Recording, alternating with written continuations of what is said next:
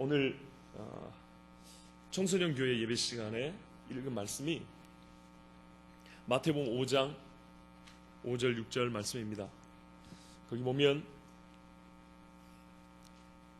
온유한 자는 복이 있나니 땅을 기업을 얻을 것이며 의에 줄이고 목마른 자는 복이 있나니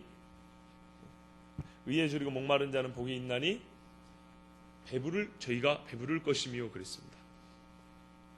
여기서 말할 뜻을 보면 온유하다는 것은 우리가 말하는 성품이 조용조용하다, 다른 사람들이 기분 나쁜 말을 해도 그냥 잘 참는다, 이런 뜻이 아닙니다. 온유하다는 말은 겸손하다는 말하고 어원이 같습니다.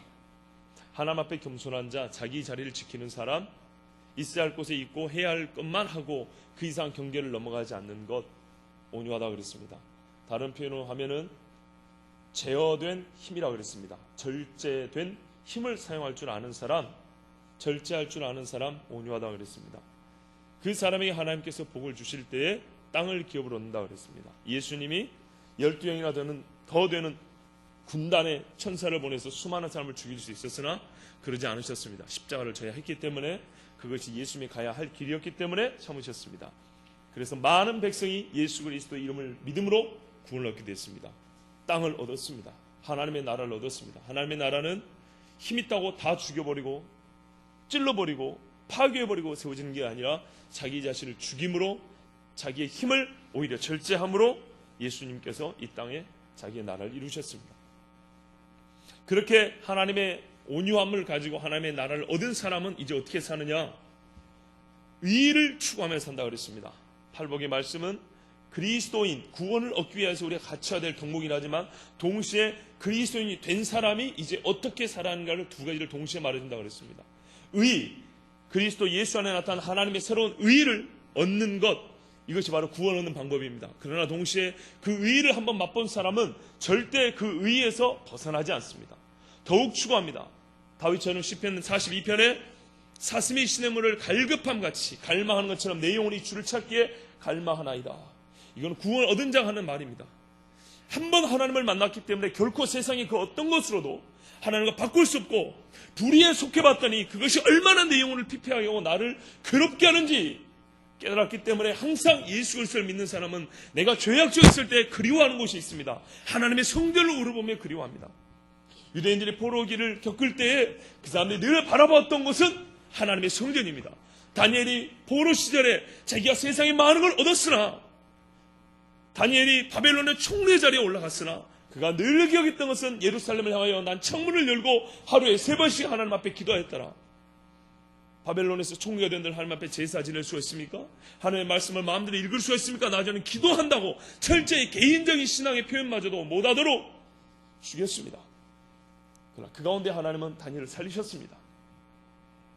하여튼 의롭게 된 사람은 끊임없이 의를 추구하게 되어 있습니다. 여러분 믿으십니까? 홍성주 형제님, 그대를 만약에 술파티에 매일 갖다 집어넣는다면 견딜 수 있겠소?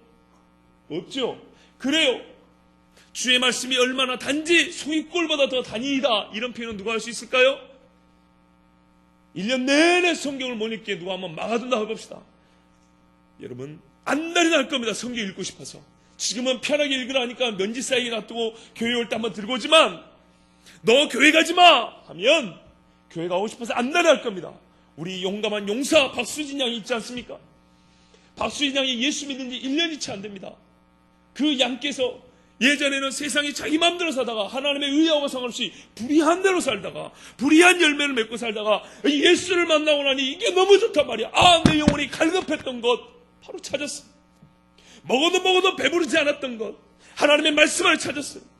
그래서 이 딸이 어떻게 합니까? 지금 불신의 부모님하고 믿음의 선한 싸움을 싸우고 있습니다. 부모님을 미워한 게 아니라 예수를 믿어야 되냐 말아야 되냐, 교회를 가야 되냐 말아야 되냐, 피 터지게 싸우고 있습니다. 왜 그럴까요?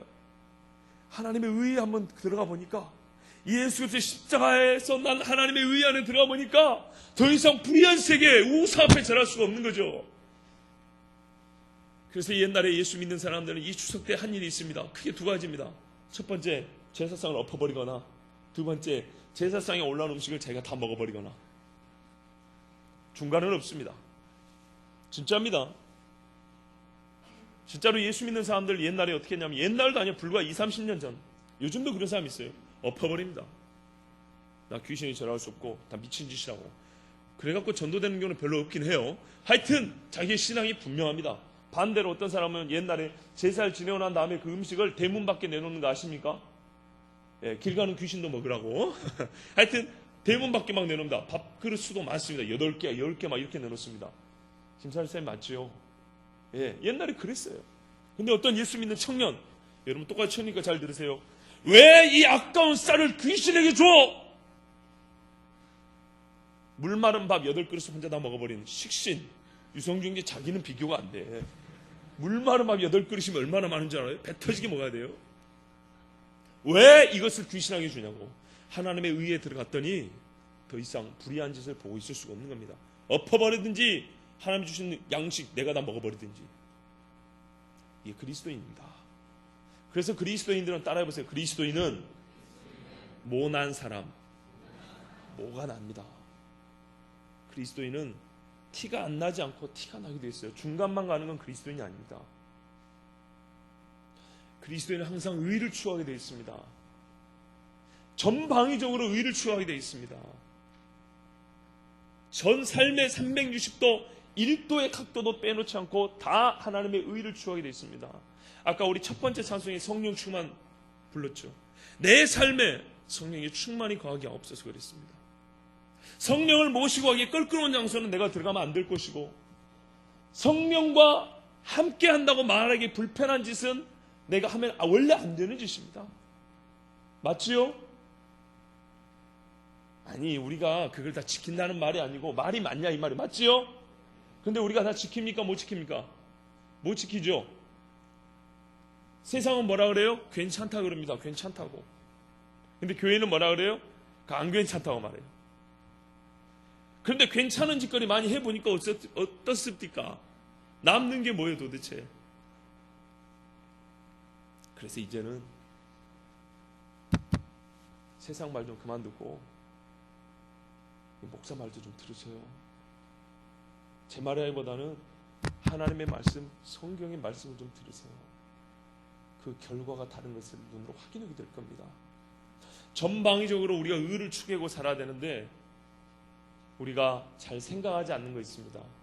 이렇게 의를 추구하면 여러분 가끔 큰 사회적 불의를 생각한다거나 뭐 전쟁과 테러 생각한다거나 선교 생각한다거나 가정에서 믿음의 뭐 싸움 생각하지만 사실은 그 외에도 생각할 게 너무너무 많습니다. 경제적인 불의도 있고요.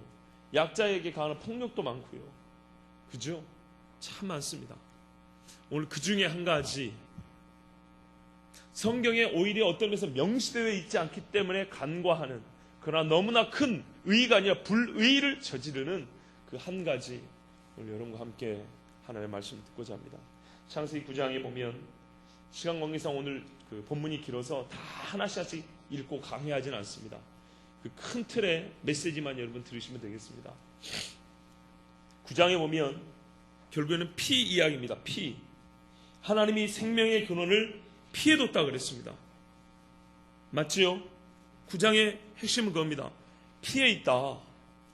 그러므로 피를 취하지 말라 그랬습니다. 여러분, 사람이 왜 죽습니까?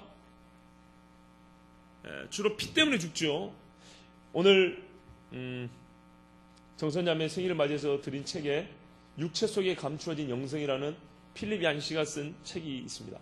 그 책에 보면 피가 얼마나 생명인지를 설명해 놓은 한 장이 있습니다.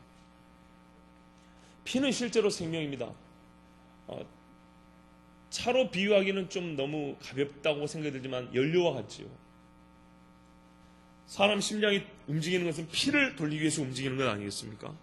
피에는 사람 생존에 필요한 모든 것들이 다 들어있습니다. 피가 더러워지면 신체 각 기관이 더러워지고 상해서 죽습니다. 하여튼 하나님께서 생명의 근원되는 모든 요소들을 피에다 담아두셨습니다. 그래서 하나님은 이 피가 곧 생명이라 그랬습니다. 예수 그리스도의 피 흘림으로 우리는 생명을 얻었습니다. 이건 하나님의 법칙이고요. 과학적으로도 그렇습니다. 의학적으로도. 피는 생명입니다. 그래서 하나님이 가장 엄하게 다루시는 죄가 뭐냐면 피 흘린 죄입니다. 다윗이 시편 51편에 그토록 괴로웠던 게 뭔지 아십니까? 51편 읽어보세요. 우리 지난 수련회 때도 읽었지만 여호와여 나를 피 흘린 죄에서 구원하옵소서 이렇게 기도합니다. 다윗이 자기의 기도에 자기 죄에 가장 심각하고 가장 치명적인 죄라고 생각했던 건 바로 피 흘린 죄였습니다. 왜 피 흘린 죄를 하나님이 그대로 갚게 하냐? 피는 곧 그 사람의 생명을 빼앗는 것이고 그 생명은 하나님의 형상이기 때문입니다. 여러분 믿습니까? 내가 하나님의 형상인 줄 믿습니까? 그 생명의 형상인 게 얼마나 너무 아름다운지 몰라요. 그래서 오늘 시편 139편 읽은 거예요. 여러분 질문. 부모님하고 우리가 많이 닮았죠. 근데 부모님하고 우리가 다르죠. 우리가 어머니 뱃속에 있다가 태어났죠.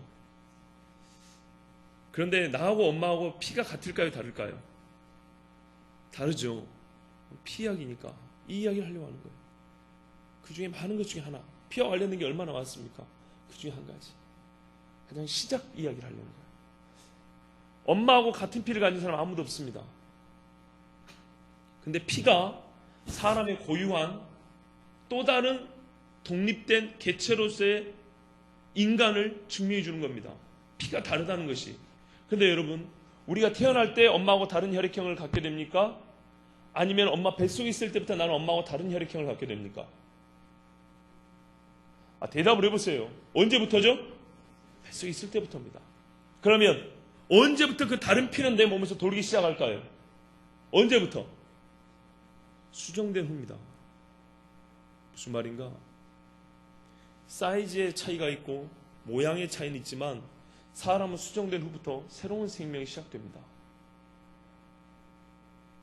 피가 거기서부터 달라집니다. DNA 유전자 코드가 거기서부터 달라집니다. 여러분, 태아를 수술하는 이야기 들어봤습니까? 태아? 낙태 말고 태아가 병들었어요. 그래서 자궁을 찢은 다음에 애를 꺼내요. 그럼 수술합니다. 그 애를 수술할 때 그 애에게는 진료 카드가 따라 붙습니다. 아십니까? 성명은 없겠지만 태명이라도 적고요. 혈액형 적고요. 심박수 적고요. 혈압 적어 놓습니다. 다 기록합니다. 엄마는 엄마대로 애는 애대로 그래서 애를 수술합니다. 우리나라는 그런 기술인지 모르는데 1999년도에 미국에서는 일어났어요. 그 사람 이름이 세뮤얼 아담스인가 아마스인가 아다마스 하여튼 정확히 모르겠어요. 하여튼 세뮤얼 뭐예요? 근데 그 양반이 99년도에 태아에서 6개월 임신된 지 6개월 만에 수술을 했어요. 그때 그게 꼬리표가 따라 붙습니다. 엄마하고는 다른 인격체로서 꼬리표가 따라 붙습니다. 질문. 뱃속에서 6개월 된 그 아이는 엄마 몸인가요? 하나의 독립된 인간인가요? 여기서 독립된까지는 말이 되는데 인간이라고 말하기는 좀 껄끄럽죠. 그래요. 이제 여러분 눈치채셨을 겁니다. 저는 오늘 낙태 이야기를 하려고 합니다. 그리스도인들이 하나님의 의를 행하고 생명을 얻기 위해서 전도는 많이 하지만 스스로 아무렇지도 않게 그 복음을 드려야 될 생명들을 일찌감치 제해버리고 없애버리는 아주 사악하고 더러운 죄 이야기를 하려고 합니다. 신학적으로는 논란이 좀 있지만 예전에 들은 간증을 하나 해드릴게요. 어떤 그리스도인 아줌마가 그 영혼이 하나님께 이끌려서 예수님을 만났습니다. 그런데 예수님이 이 여인에게 하는 얘기가 딸아, 네가 살인하였느니라. 주님, 제가 언제 사람을 죽였단 말입니까? 나 사람 죽인 적 없습니다. 딸아, 네가 살인하였느니라. 겁이 덜컥 나죠? 주님 앞에 가가지고 지금 내가 살인자가 된 것입니다. 주님, 제가 언제 사람을 죽였습니까? 딸아, 네가 살인하였느니라. 예수님이 엄중한 말씀했어요. 그러면서 앞에 화면이 지나가는데 내 뱃속에 이런 집게가 들어가지고 아이의 머리를 오그라뜨리면서 부셔버리는 그런 장면이 눈앞에 선하게 지나갑니다. 딸아, 네가 살인하였느니라. 그러면서 그분이 하나님 앞에 벌을 받았는데 창자를 배 밖으로 꺼내더니 저 하늘 끝까지 잡아 들이다는 거예요. 너무너무 고통스러워서 주야 잘못했어 용서했어. 아프냐? 고통스러우냐? 그 아이가 죽을 때 이렇게 고통스럽게 죽었다. 그 아이의 생명이 끊어질 때 내 마음이 이렇게 찢어졌어야 아팠다. 알겠냐? 딸아, 네가 살인하였느니라. 여러분, 꿈속에라도 이런 경험이 있다면 밥이 입에 들어가겠습니까?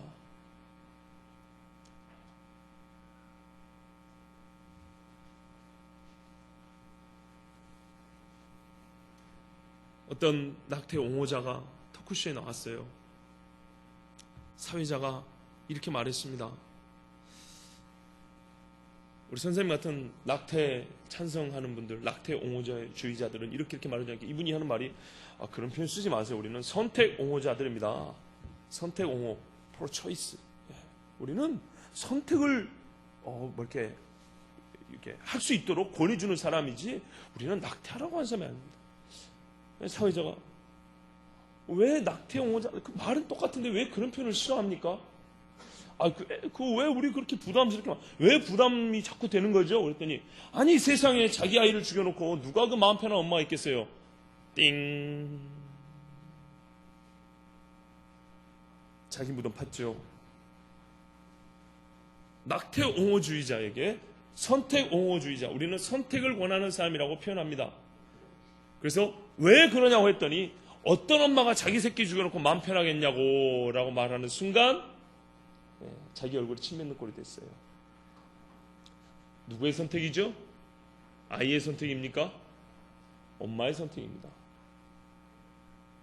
왜 그런 선택을 했을까요? 대부분은 낙태가 살인이라는 걸 못 들어봤기 때문입니다. 실제로 낙태한 사람들 중에 80~90%는 자기가 낙태를 하기 전에 낙태를 하면 얼마나 큰 영적인 죄요, 내 몸이나 아이에게 큰 잘못을 범하는지 못 들어봤다고 말하는 사람이 80% 이상입니다. 자, 제가 몇 가지 이렇게 단편적으로 말씀드렸습니다. 이제 다시 한번 시작해 봅시다. 좀 정리하시고. 지난 주 한 열흘 전에 영화를 봤는데 블라인드라는 영화였어요.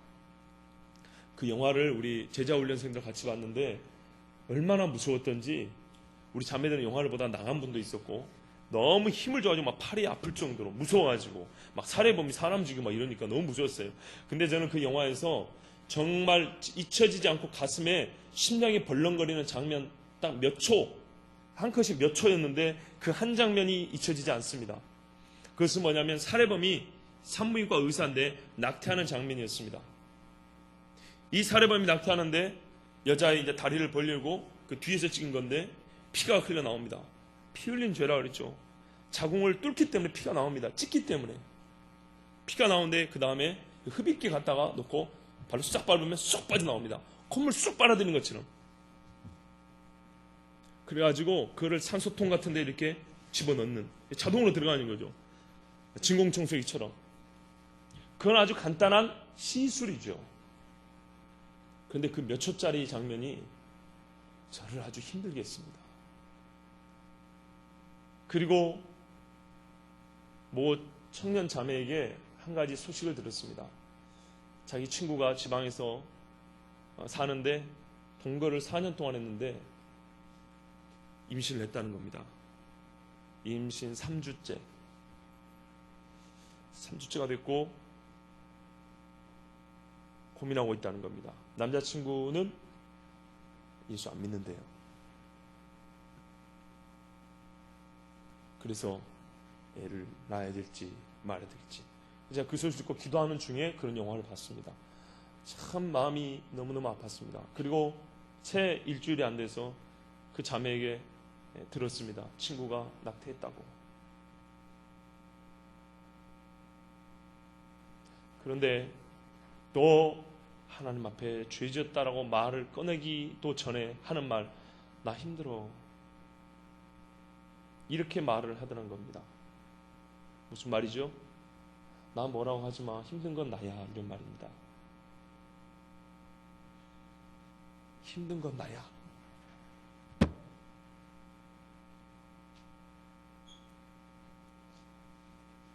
피를 흘린 건 자기가 흘려놓고 힘든 건 나야. 살인범이 사람 죽여놓고 나도 죄책감에 시달린다고. 얼마나 우스운 소리입니까? 누가 하라 그랬습니까? 하나님의 마음, 하나님의 의의를 망가뜨리고 하나님의 형상을 내가 짓이겨버린 건 모르고 자기가 위로를 받아야 된대요. 진짜 위로를 받으려면요, 그 애를 낳아야 되는 거예요. 낳고 그 애 얼굴을 보면요, 위로가 그냥 됩니다. 하여튼 그 소식을 듣고 나니 얼마나 마음이 아팠던지 제가 몇 시간 동안 힘이 빠져가지고 시름시름했어요. 저기 위에 이민아 씨와 계시는데 증인입니다. 제가 그날 그 소식을 듣고 막 심장도 벌렁거리고 몸에 힘이 빠져가지고 시름시름 이렇게 막 낑낑댔어요. 끙끙댔어요. 얼마나 진짜 내 영혼의 아픔이었어요. 얼굴도 한번 못 봤지만. 그런데 중요한 건 뭐냐? 그 자매가 예수 믿는 자매예요. 같은 교회 친구라고요. 여러분, 이 이야기가 남 얘기라고 생각하시면 안 됩니다. 가끔 교회의 불이나 기독교인들의 잘못을 말하면 일부의 얘기라고 말하는데, 일부의 얘기라고 말하기는 너무 수가 많아요. 이제 여러분, 우리가 대가족 10명이 가족이라 합시다. 근데 우리 집 남동생이 하나 가서 사람을 죽이고 왔어요. 나머지 9명의 식구는 죄인입니까? 아닙니까? 논리적으로는 죄인이 아니지만 실제 삶은 어때요? 아, 우리 가족 10분의 1의 얘기라고. 그런 부모 있습니까? 왜 내 동생 얘기를 나한테 자꾸, 왜 나를 보고 말하? 그런 오빠나 누나 있습니까? 부모는 학교 가서 빌지 않고 경찰서에서 빌지 않습니까? 그러죠. 교인들의 수가 적지 않습니다. 미국 같은 경우는 낙태한 사람 중에 70%가 기독교인이요. 우리나라는 몇 퍼센트 될까요? 그래요. 적게 잡아 30%라 합시다. 그러면 그 30%가 잘못한 게 일부의 이야기입니까? 기독교인 1000만입니다. 카톨릭 개신교 앞에서 1000만이 넘어요. 30%면 몇 명이에요? 300만이요. 300만은 광역시 하나요. 광역시에서 모반이 일어나면, 반란이 일어나면 그것을 대한민국 일부의 문제라고 그렇게 치부하고 나머지 시, 도, 구는 잘 먹고 잘 살고 평안합니까?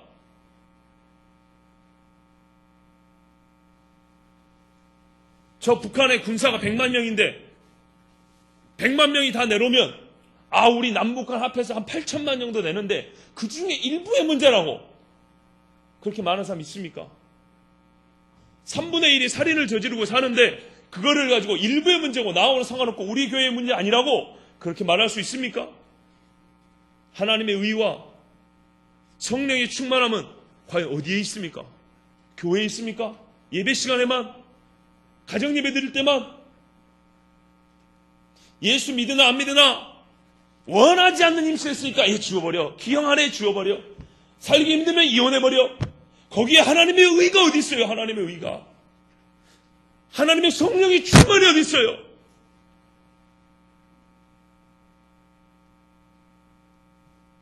문제는 이거죠. 그 애가, 뱃속에 있는 애가 사람이 아니면은 마음 편한 거 아니에요. 그죠? 그래서 억지로 사람이 아니라고 말을 합니다. 그런데 오늘 시편을 이러고 어떻게 하죠? 어떤 사람 말하면 이건 시라고. 그냥 하나님이 얼마나 나와 함께 하시는지 그걸 시적으로 표현한 거라고. 이 사람아, 사실을 시로 쓸 때 얼마나 그 감격이 큰 줄 아시는가. 여러분, 광복을 바라고 시를 쓴 거하고 광복이 됐을 때 그 감격을 시로 쓴 거하고 같아야 달라요. 엄연히 다릅니다. 결혼을 바라고 시를 쓴 거하고 결혼한 그 순간 그날의 기쁨을 노래로 부른 거하고 같아야 달라요. 엄연히 다르죠. 아버지 어머니가 돌아가실 때 내가 슬프겠지 생각한 거하고 아버지 어머니가 내 눈앞에 시신을 하얗게 죽었을 때 그 슬픔은 같아요 달라요? 다르죠. 하나님이 내가 무의식적으로 그냥 하나님이 나를 모태에서 창조 이거 하고 그 사실을 확실히 알고 있는 것 같아요, 달라요? 다르죠? 신은 다 가짜입니까? 신은 다 허구고 상상입니까? 가정입니까? 그렇지 않습니다. 똑똑한 신학자들은 그렇게 말합니다. 이거는 낙태를 얘기하는 게 아니고 하나님의 우리가 이 뱃속에서 하나님이 나를 함께 했다는 얘기 아니고 그만큼 우리 삶에 보니까 나를 함께 해주고 도와주는 하나님 보니까 너무 감사한 거 그거를 모태 속에 있으니까 연장한 거라고 미친 소리 하고 있네. 뱃속에서 하나님이 나와 함께 안 했다면 나는 태어날 수가 없어요.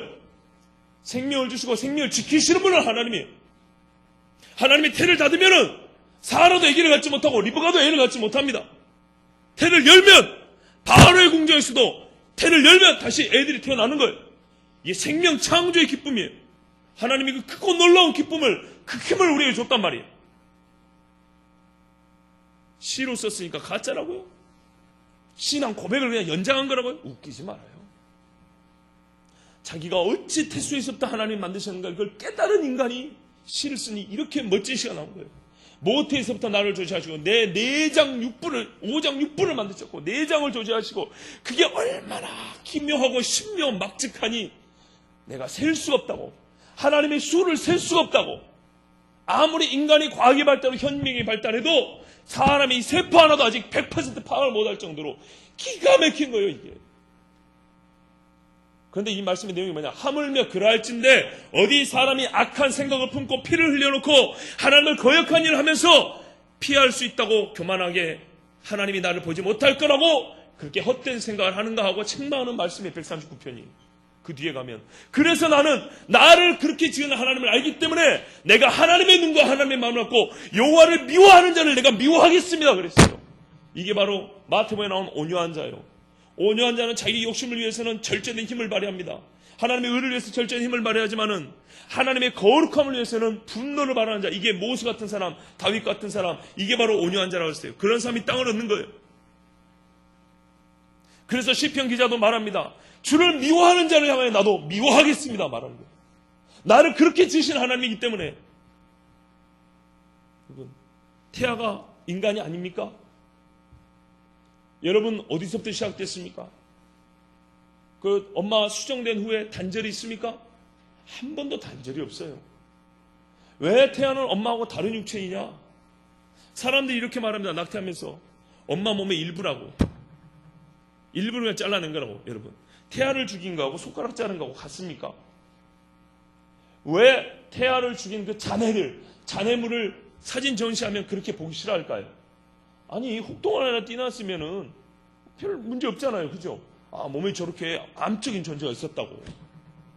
사람 수술하고 나면요 몸에 있던 거 끄집어내 보여줍니다. 이게 당신 몸에 있었다고 의사가 보여줍니다. 태아를 죽인 후에 그 엄마 앞에 이게 당신 몸에 들어있었다 암덩어리라고 보여준 거 봤습니까? 그거 보고 아멘 해요? 이렇게 몸에 해로운 게 있었다고. 낙태 주장자들은 그렇게 말합니다. 엄마 몸에 해롭다고. 정말 오늘 내가 할 말이 너무 많은데 시간에 제약이 있어서 내가 말을 다 못합니다. 여러분 낙태 어떻게 하는지 알아요? 좀 큰 애들은 어떻게 하는지 가르쳐 줄까요? 그 중에 한 몇 가지만 말해줄게요. 이 가위 있죠, 가위 핀셋 같은 거 이거를 여자의 자궁 속으로 넣습니다. 근데 자궁이 문이 좁기 때문에 강제로 엽니다. 이 기구가 들어갈 정도로 안 넓습니다. 강제로 넣어요. 넓혀가지고. 아기 날 때 이렇게 문이 확 열린다 그러죠. 그 정도 열려도 이게 안 되니까 강제로 연 다음에 기구를 핀셋 같은 거를 집어넣습니다. 날카로운 거 집어넣어가지고 그 자궁에서 떼어냅니다. 자궁에서 떼어내면 염증이 생길까요? 안 생길까요?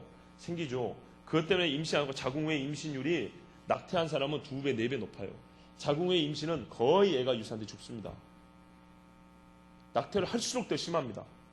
그리고 자궁 내 병이 생깁니다. 참 무서운 이야기 하나 해줄까요?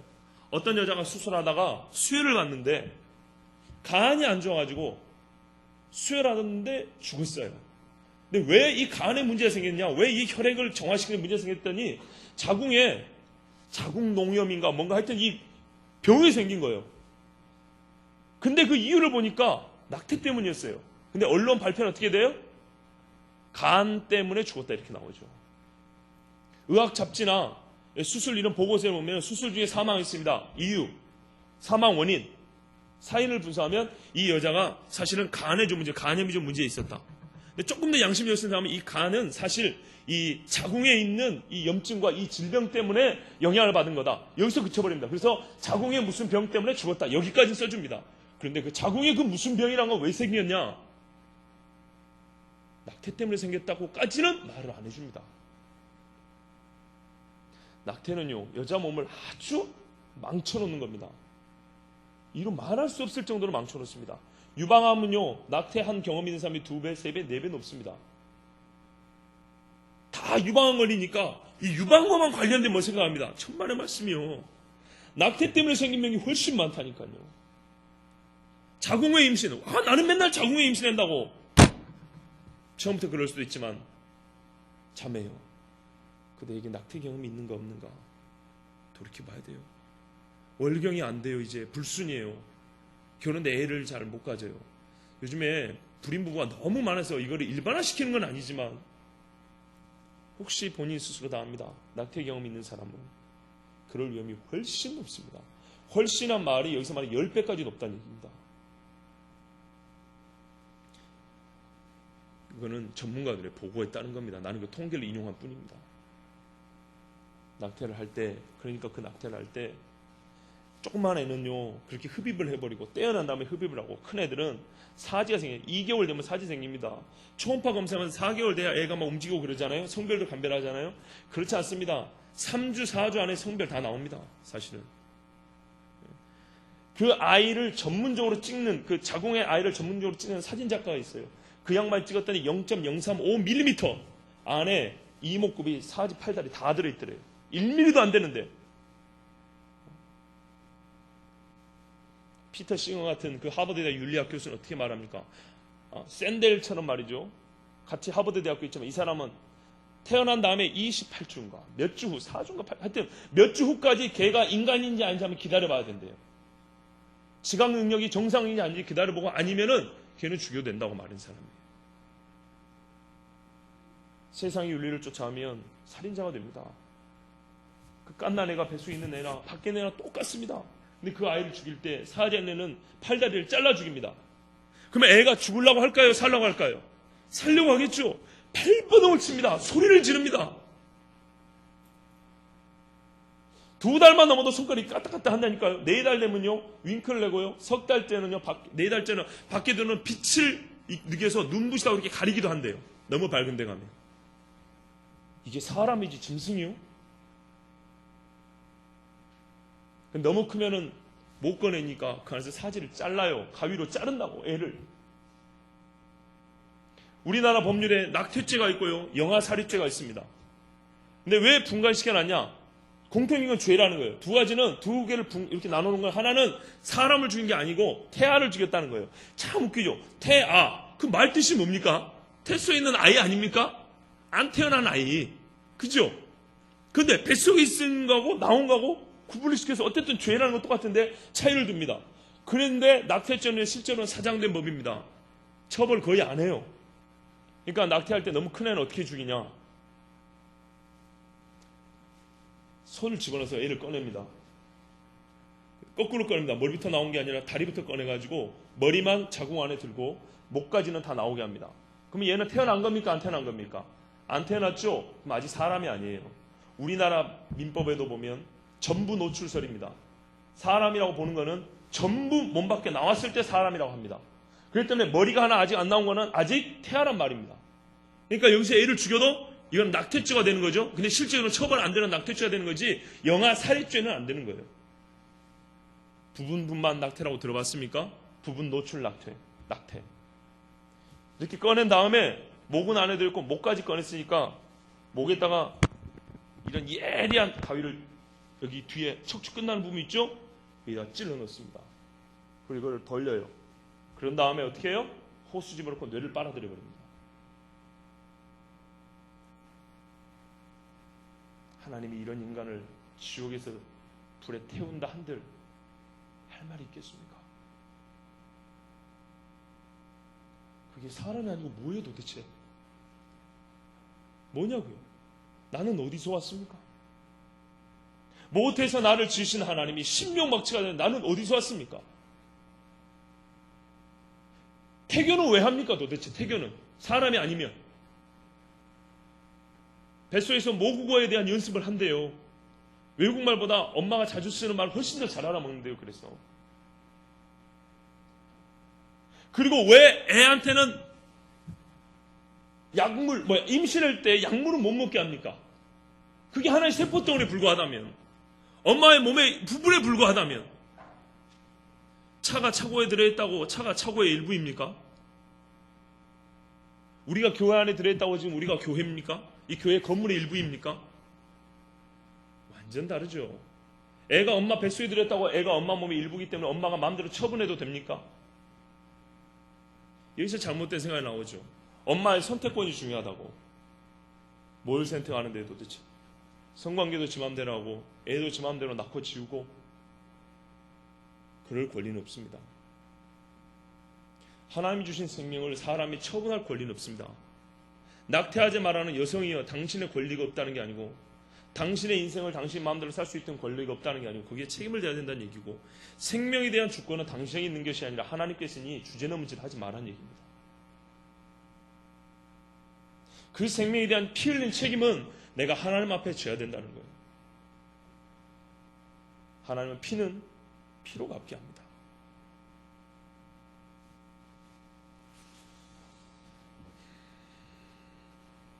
그런데 문제는 이것이 교회 안에 만연해 있기 때문에 여러분에게 이런 말씀을 드립니다. 여러분 중에도 낙태한 사람 들어있잖아요. 통계적으로 보면 여러분 중에 3분의 1은 남자건 여자건, 여자 혼자 애를 낳고 지우나 똑같은 책임이 있습니다. 우리 형제들 예수 믿기 전에 말이요, 어디 술집 여자랑 놀다가 하룻밤 잤어. 씨를 뿌리고 왔어요. 술집 여자들이 얼마나 낙태를 많이 하는데. 모르는 일이요.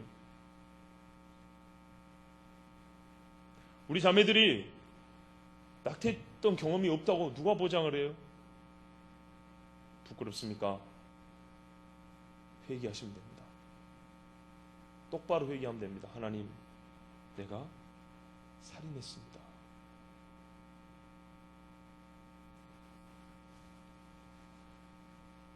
내가 태어날 때도 어떤 부모는 말합니다. 아이고 저걸 안 날라다가 괜히 나가지고. 자, 그 말대로 안 났으면, 나는 어떻게 됐을까요? 나는 그 안 나도 될 존재라고 생각하십니까? 태어난 여러분 한번 생각해 보세요. 태어난 내가 안 태어나도 되었다고 생각하는 분 있으면 손들어 보세요. 나는 지금 이런 신체에 불균형이 있고 병이 있고 장애가 있어요. 그러므로 나는 요즘 논리처럼 애가 기형한데 날 거요? 안 태어나도 되었다고 생각하는 사람 손들어 보시라고요. 나는 공부를 못해요. 나는 돈을 못 벌어요. 나는 맨날 속만 썩여요. 부모님 속만 썩여. 그러므로 나는 안 태어났어도 되었다고 생각하는 사람 손들어 보시라고. 근데 왜? 얘는 기형하라고? 기형하는 살 권리가 없어요? 강간당했다고? 근친상간이라고? 걔는 살 권리가 없습니까? 죄는 당신이 진 거지. 그 영혼이 죄진 것이 아니기 때문에 그 영혼은 살 권리가 있는 거예요. 그런데 이 태어난 인간들은 엄청난 폭력을 휘두르고 있죠.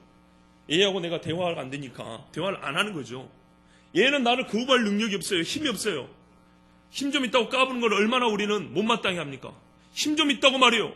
뱃속에 있는 애 움직일 데 없고 도망갈 데 없다고 의사 표현을 못한다고 칼로 찢어 죽여요. 식염수 집어넣고 태워 죽여요. 뱃속에 낙태 방법 중에 태워 죽이는 방법이 있어요. 양수를 빼내고 식염수를 집어넣으면 애가 피부가 빨갛게 타져 죽습니다. 그릴에다가 통닭구이 것처럼 이렇게 타져 죽어요. 애가 낙태는 순식간에 이룬 줄 알아요? 어떤 건 3시간, 4시간 동안 애가 죽을 때까지 기다리는 것도 있어요. 애가 서너 시간 동안에 엄마 뱃속에서 안 죽으려고 이리 펴고 저리 펴고 소리를 지르고 몸이 타들어갈 때 그걸 봤냔 말이에요. 내가 그랬다면 나도 그럴 위험이 있었어요.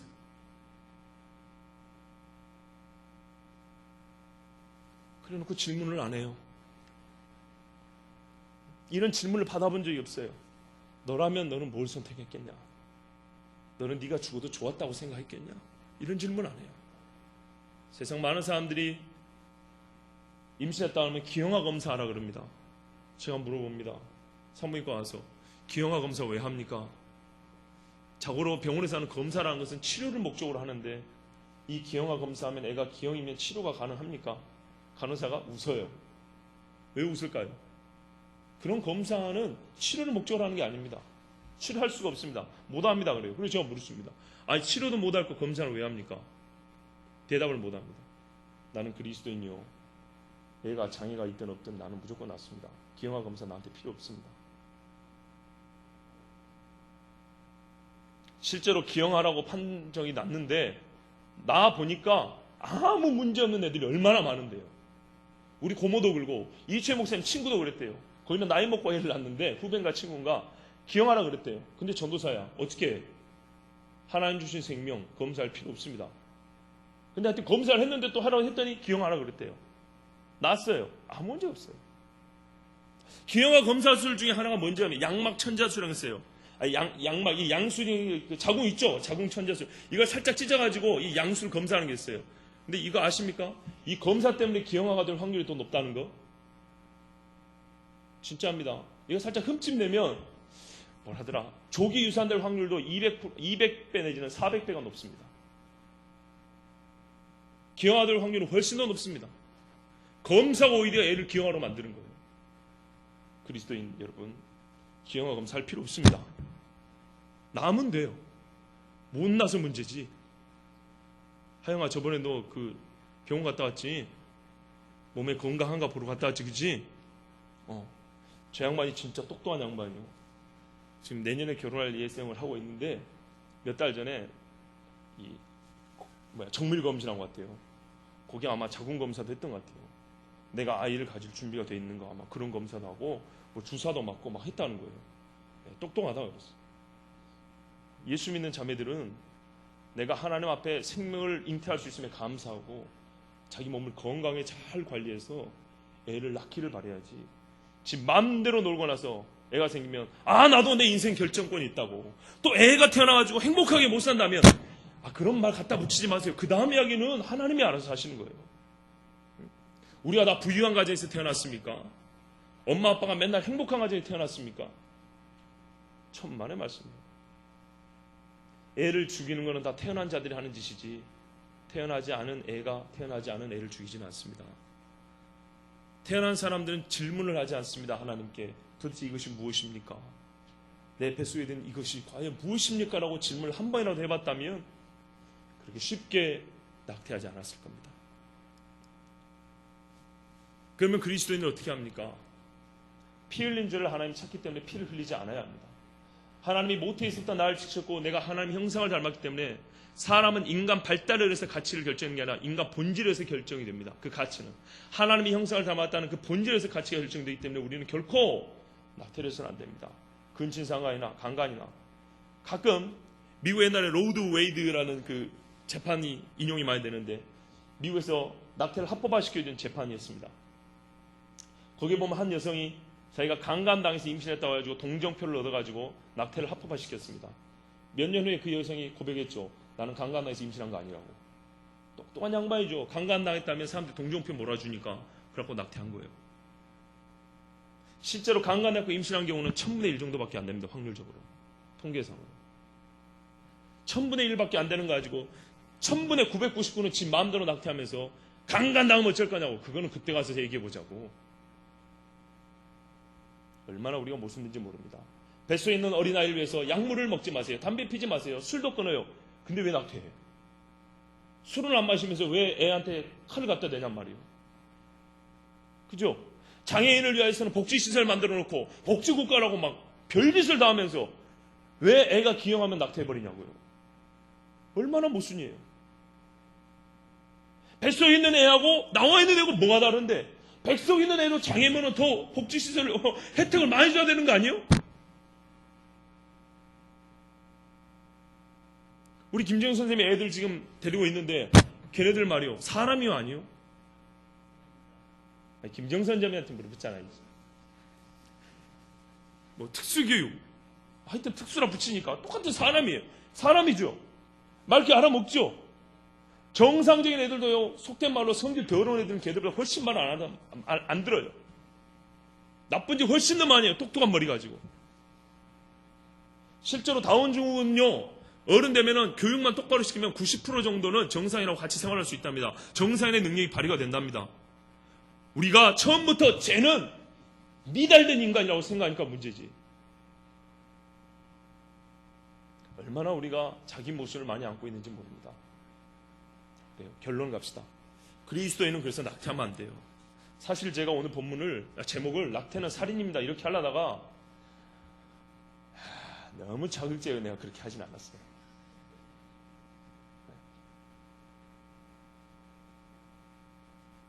아니라고 우기는 사람들도 그 찢겨진 애를 보기를 어려워한다면 본인 양심이 안다는 겁니다.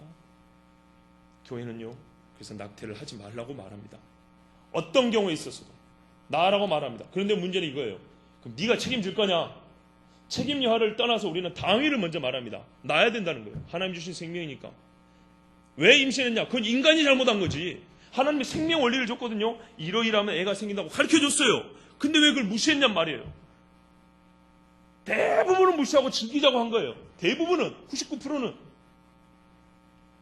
보편적인 얘기를 하자는 말이에요. 그래놓고 임신하는 거는 왜 나한테 그러냐고 그런 거예요. 지가 그랬지 지금 누가 그랬어요. 그리고 한다고 해서 나가 위로받아야 된대. 하나님이 위로받아야죠. 그 애가 위로를 받아야지. 그리스도인은 낙태하지 않습니다. 따라하십시오. 그리스도인은 낙태하지 않습니다. 그러면 그 애를 누가 책임질까요? 낳았는데 정말 내가 생활 능력이 없어요. 그럼 누가 책임져요? 그리스도인 공동체가 지는 거예요. 우리가 복지시설도 많이 만들지만 미혼모를 위한 복지시설 필요하고, 부모 없는 애들을 키울 수 있는, 위탁해줄 수 있는 할머니, 할아버지들도 필요하고, 기도하는 권사님도 필요하지만은, 정말 애 아빠가 누군지 모르는 애를 가지고 있는 그 젊은 엄마를 위해서 분유값은 벌어와야 될 거 아니에요. 기저귀 갈아주면서 애를 요람에 안으면서, 아가 네가 이렇게 태어났지만 하나님이 널 사랑한다 이렇게 말할 수 있는, 말씀을 들고 기도할 수 있는 할머니들이 필요하다는 거예요. 이건 기독교인들 생각이 여기까지 가야죠. 우리가 책임을 져야죠. 그리고 이 아이를 세례를 주는 거예요. 아이야, 너는 하나님이 너에게 생명을 주고 너를 하나님이 이 땅에 인도해 주셨다. 내가 성부와 성자와 성령으로 너에게 세례를 주노라. 하나님이 너와 함께 하신다. 다릅니까? 세상 사람과 같습니까? 다릅니까? 다르죠. 달라도 너무 다르죠. 약속합니다. 여러분 중에 누가 임신해 오면 봐줄게요. 첫 번째 말입니다. 누가 그렇게 함부로 몸을 그렇게 나뒹굴하더냐? 회개하라 이놈아 이년아. 그러면서 회개를 먼저 시킬 겁니다. 그러나 그 아이는 축복해 줄 겁니다. 정말 그러면 그때는 욕하면 안 돼요. 회개한 여인을 두고 욕하면 안 돼요. 거기는 돌 던지는 거 아니에요. 세상에 다 그래서 그 욕 얻어먹을까 봐 다 지우는 거 아니에요. 살려야 될 거 아니에요. 살려. 그러면은 그때를 위해서 특정 목적 응도 할 수 있어야 돼요. 우리 기저귀값 보태주자. 우리가 다 엄마가 되고 부모가 되고 형제가 삼촌 누나가 되어줘가지고 애를 기르면은 그 애가 똑같이 애를 죽이겠습니까? 사망의 소리가 울려 퍼지는 세상에 그리스도인이 생명을 말해야 되는데 같이 죽이고 있으니 어찌 우리가 빛이요 소금이라고 말할 수 있겠습니까? 여러분, 하나님께서 나를 택하시고 모태에서부터 나를 지으시고 여기까지 인도해 주셨습니다. 우리는 다 태어난 사람입니다. 그 선택의 기로 해서 하나님이 살게 해주셔서 태어난 사람들입니다. 그렇다면 이 태어남의 기쁨과 감사가 무엇인지 안다면 결코 다른 생명을 앗아서는 안 됩니다. 하나님이 그 하나님의 형상을 닮은 그 아이의 피 흘린 죄를 반드시 묻습니다. 그는 그 누구도 피해갈 수 없습니다. 그러나 저는 여러분에게 지금 정죄하고자 하는 것이 아니에요. 첫째는 그런 죄를 저지르지 말라는 것이고, 둘째는 임신을 하였더라도 여러분을 영원히 책망하지는 않을 것이고 오히려 축복이고 받아줄 테니 아이를 낳으시라는 말입니다. 그리고 믿음의 공동체는 그 정도로 성숙해야 합니다. 그 아이를 함께 키워줄 마음과 기도와 사랑과 예산을 갖춰놓을 정도로 성숙해야 합니다. 그렇지 않으면 길거리에 내버려지는데 어디로 가란 말이에요 도대체. 대책 없는 구호만 외쳐서 되는 게 아니에요. 여러분 앞으로 그렇게 해주시겠습니까? 여러분 주위에서, 그리고 내가 거기 당사자일 수도 있습니다. 그리스도인은 생각이 다르고 말이 다르고 삶이 다릅니다. 성령이 충만한 그리스도인은 생명을 낳습니다. 전방위적으로 인생의 모든 영역에서, 전 시간에. 우리가 합법적으로 죽인다고 소리 없이 죽어나가니까 잘 모르지만 실제로 우리는 너무나 많은 아이들을 죽였습니다. 같은 생명입니다. 하나님 앞에 회개할 자는 회개하시고, 또 내가 어떻게 그런 어려움이 있는 삶을 도와야 될지 뭔가 깨달음이 오는 사람은 하나님의 사랑